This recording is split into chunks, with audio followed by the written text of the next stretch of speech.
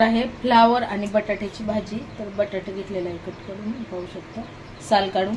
आणि फ्लावर तर खोबरं भाजलंय ना, त्याचं असं थोडं थोडं काळं आहे ना, काळं गेलेलं आहे पाण्यामध्ये।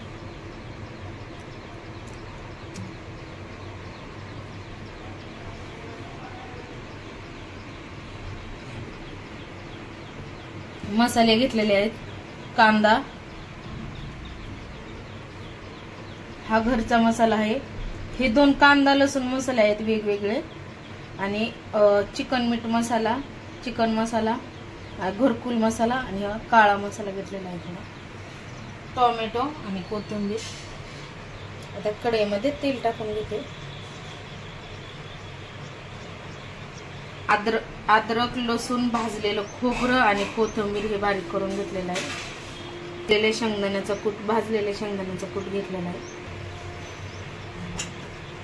तर तेलामध्ये आता मी मोहरी टाकत आहे।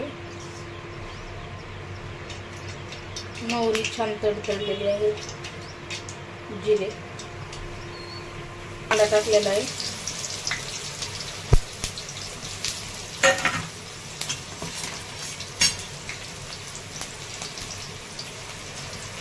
हळद,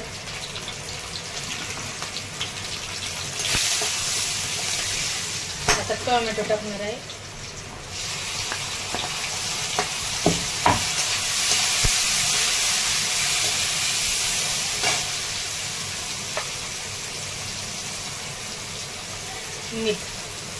मीठ टाकलेलं आहे।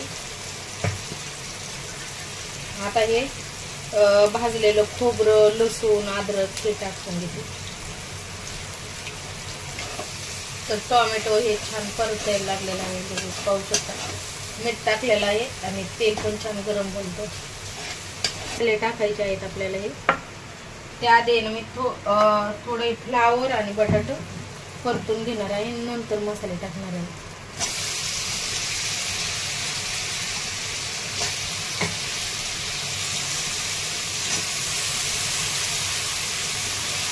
तर मिठामध्ये छान फरक आहे हे,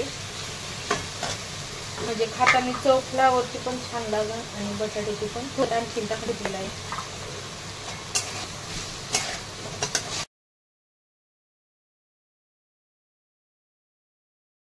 पण टाकलेलं आहे भाजीमध्ये।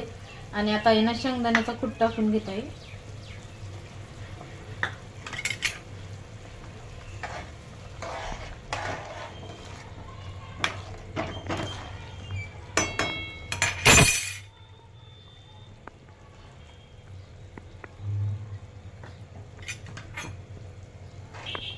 तर भाजीमध्ये आता शेंगदाण्याचं कूट टाकून आणखीन आपल्याला 10 मिनिट होऊन द्यायची भाजी।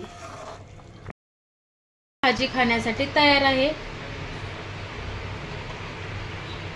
फ्लावर आणि बटाटे